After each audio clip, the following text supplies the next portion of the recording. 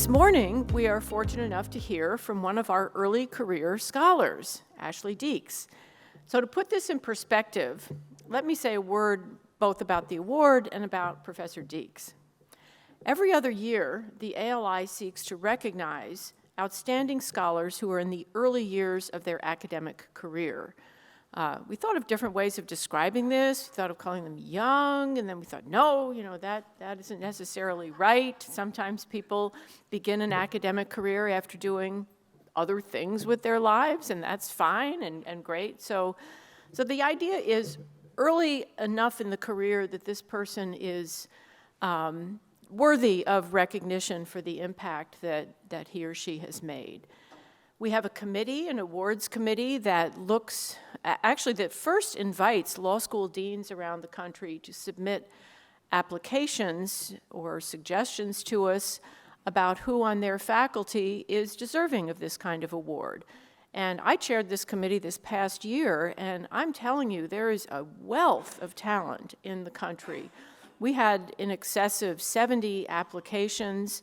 They were well supported, lengthy and glowing letters from the deans, impressive literature, impressive articles that the people had written. It's just inspiring, frankly, to see how much good work is out there. So the deans will submit this detailed dossier, basically, letter, a CV, several exemplary articles, and the committee members, to begin with, divide this up. Everybody reads about 8 to 10 articles, and then the committee goes through a longer process of weeding this down to 1 or 2 people.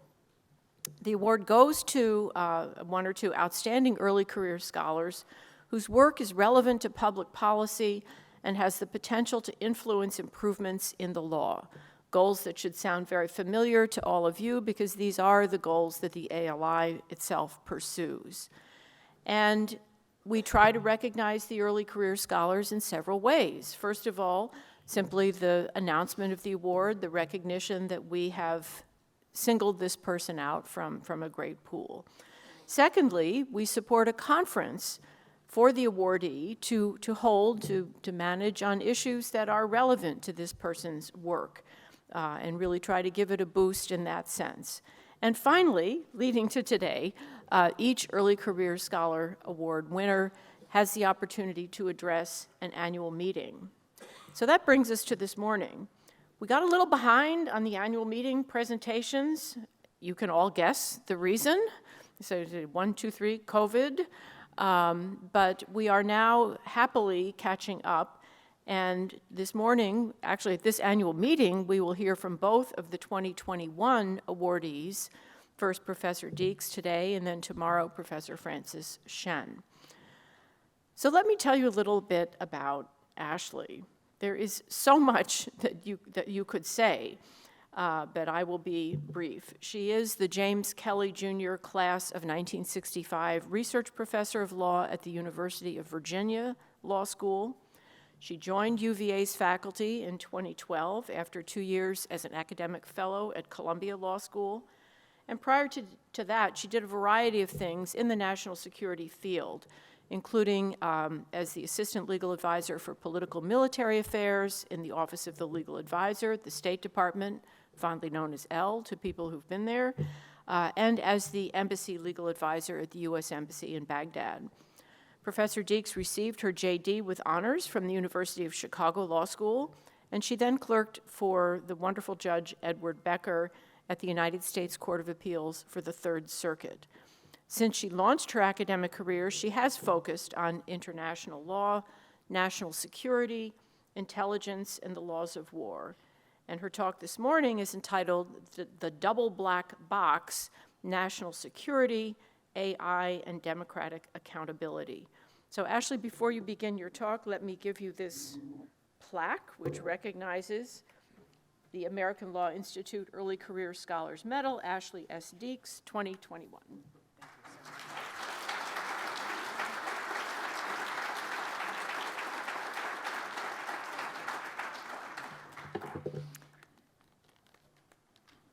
And we look forward to hearing from you.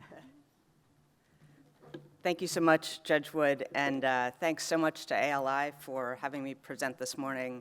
I was really honored and excited to receive the Early Career Scholars Medal. I almost wish you had called it the Young Scholars Medal. Would have made me feel even better. And thanks very much to my dean, who is here, for supporting my scholarship, both historically and moving forward. I'm very grateful for that. So I want to talk to you today about a problem that I think is getting ever nearer to hand, and it's a problem that I refer to as the double black box. The problem manifests itself at the intersection of national security, artificial intelligence, and the struggle that we face to hold our government institutions accountable when they act in secret. In particular, I'm talking about the ever-increasing role of AI tools in US national security operations. We are seeing every day in the newspapers an exponential focus, also in Congress, about public uses of AI by the government, by companies, and by individuals, by us.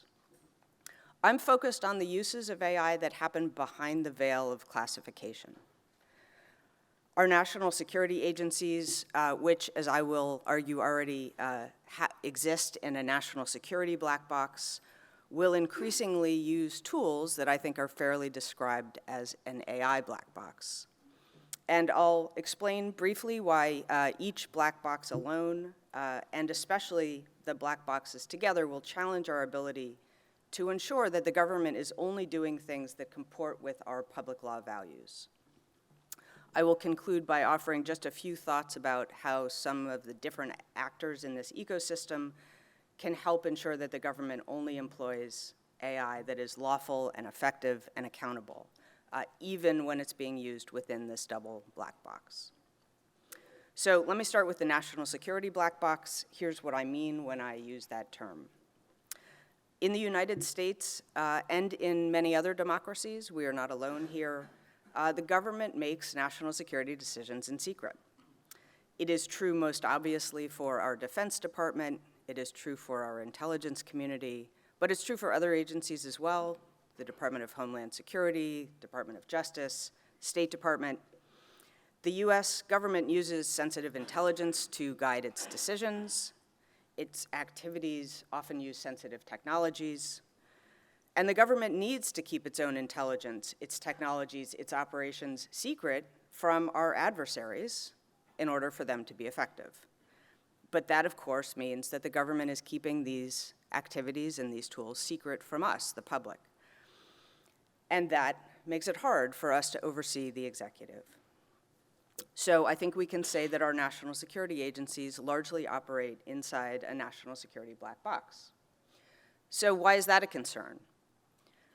When we bemoan government secrecy, and people often do bemoan excessive government secrecy, I think what we're usually worried about is whether the government is complying with public law values, meaning government officials are adopting policies and undertaking operations that are legal, that are done in a way that is efficient and effective, and are done in a manner that allows us to hold our decision makers accountable for the choices they make, sometimes the bad choices that they make. And the nature of the national security black box makes this hard. We have some surrogates who try to help us out of this black box a little bit. Congress and the courts are two very important ones, but they are imperfect surrogates at best. Congress has intelligence and armed services committees that have the ability to access some classified information, but their members can only know what the executive decides to share with them. They and their staffers tend to have somewhat less experience with some of the operations and technologies, and they have limited staffing to oversee the executive branch. So a number of structural challenges that Congress faces in being an outstanding surrogate here. Our courts provide quite limited oversight in this space. They often have to wait for cases unless they're the Foreign Intelligence Surveillance Court for a limited set of cases. Courts generally accord the executive significant deference in the national security space. One area that I'm interested in and that I've focused on a little bit in my writing is the fact that I think there are other less appreciated actors who can help check our national security executive. Let me give you a few examples of what I call non-traditional checks, none of which is perfect, none of which is comprehensive, but each of which can see a little bit behind this veil of secrecy, this curtain of secrecy. First, we have technology companies, especially in the cyber setting. So companies like Microsoft or companies like Mandiant gather what is basically intelligence, what if the government did we would call intelligence, identifying who's engaged in hostile cyber operations against us, for example. Those companies share their intelligence with the government, and they are also able to test the quality of the intelligence that the government is sharing with them. Another type of a non-traditional check is our allies, our foreign allies, who impose constraints on the executive when the US and that ally are engaged in joint operations, classified joint operations. They can impose additional layers of legal constraint because they themselves have laws that they have to comply with that we might not in the first instance. They can call us out or they can resist if they think that US officials are doing something improper. I also put executive branch lawyers in this bucket. We know, for example, that there is an interagency lawyers group that reviews draft covert action findings before it goes to the president for him to sign them. There are a lot of interagency negotiations and competition among among executive branch lawyers that I think serve as an important check behind the veil of secrecy. Finally, I'll mention states and localities. They're not an obvious check in this space, but I think they do some work as well. They worked a fair amount with the federal government on election security and on cybersecurity. The states may question the federal government's basis for certain operations, the underlying legal basis for certain defenses that the government is planning to undertake. And I think we're also seeing states move more quickly than the federal government in regulating artificial intelligence tools, for example, facial recognition software. So to sum up, I think there's a lot of very significant national security activity happening every day, but the secret nature of it makes it hard to assess whether the government is complying with public law values. And there are various types of checks, but each one is imperfect. And then we add artificial intelligence into the mix. As we've started to see in our daily news feed, things like ChatGPT, GPT-4, these advanced artificial intelligence tools are producing increasingly accurate predictions, increasingly accurate recommendations. But it is very hard for people to know how and why those algorithms made the recommendations or predictions that they've made. Somewhat notoriously, these algorithms are often referred to as black boxes. And unlike traditional military tools that are maybe automated, things like long-range missiles, those things generally do as they're programmed. But artificial intelligence systems can be built to learn on their own. Militaries and intelligence agencies, I think both ours and those of our allies and adversaries overseas, are starting to use artificial intelligence in their operations. The Defense Department needs to make predictions. They need to detect anomalies, especially during armed conflict. They need to think about who is dangerous. Should we detain that person? Should we target him? When and where should we go on patrol today? We're also going to see AI in counterintelligence operations and probably also intelligence operations. The CIA and the Department of Justice might start to use advanced machine learning tools to determine, based on people's patterns of life, who suspected spies are and arrest them. Often those will be foreign actors, but sometimes they may be US persons as well. Cyber autonomy. Autonomous cyber tools can hunt out vulnerabilities in our own system, but they can also hunt out vulnerabilities in adversaries' systems. I think AI is going to be very attractive here as a tool because the US government is going to need such a speed of response if we come under cyber attacks from adversaries who mean to do us significant harm. I think those operations could escalate, maybe even inadvertently, into a full-blown conflict. And finally, what some people refer to as LAWS, lethal autonomous weapon systems. That is the kind of killer robot debate that you may have heard of. States are already using loitering munitions that can be launched, told to find a given target profile within a wide area, and dive bomb it without checking back with the person who deployed it. So I think a lot of activity in the AI black box coming fast in the national security space. So I think in that space today, we end up with a double black box. If we are already worried about the government doing things in secret that are hard for us as citizens to know about and to evaluate, what happens when the national security decision makers begin to use tools that we, and maybe even they, may not be able to interpret or understand? Actors who are already operating outside of the public eye will make decisions that are deeply informed by AI, or the AI systems themselves may even be the decision maker in a given case. If it's already hard for our congressional committees to understand the executive's AI programs, to already understand the military operations that the executive is undertaking today, how can those committees understand the executive's AI systems and be confident that those systems will comport with our laws and values? Will we know what levels of risk and error the executive decides to tolerate, including for systems that may implicate people's life and liberty?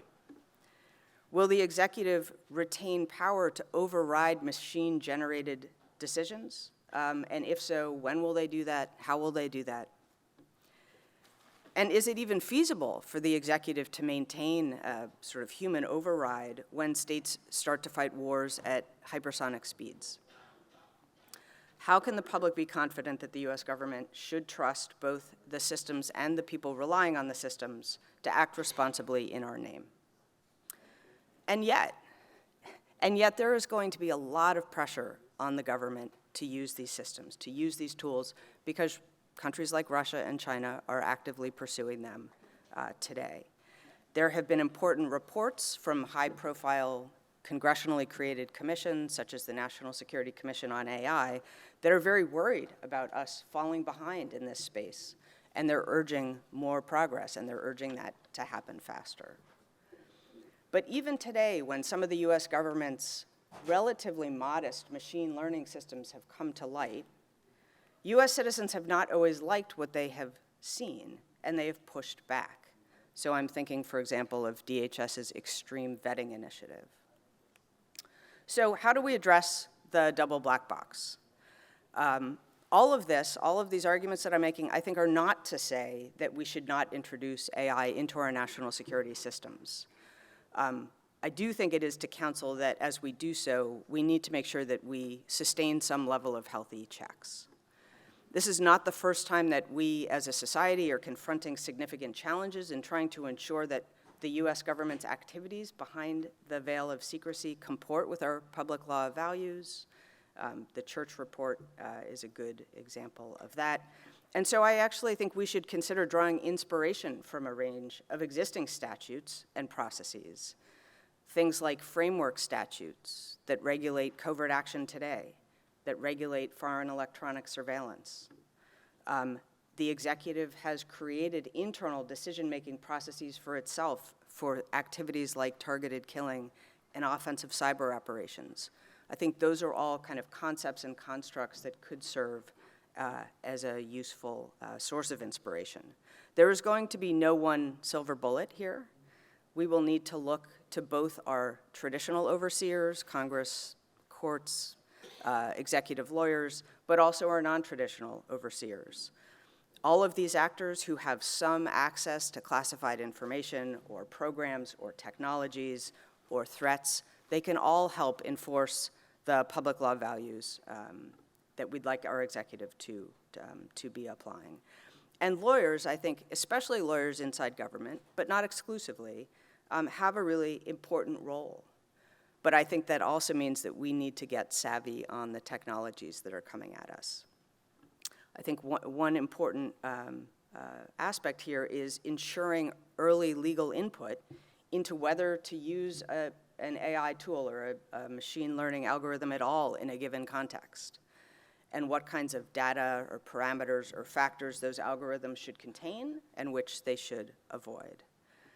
And I think more broadly, the public itself needs to signal to the US government what types of AI tools we support and which ones we want our government to avoid.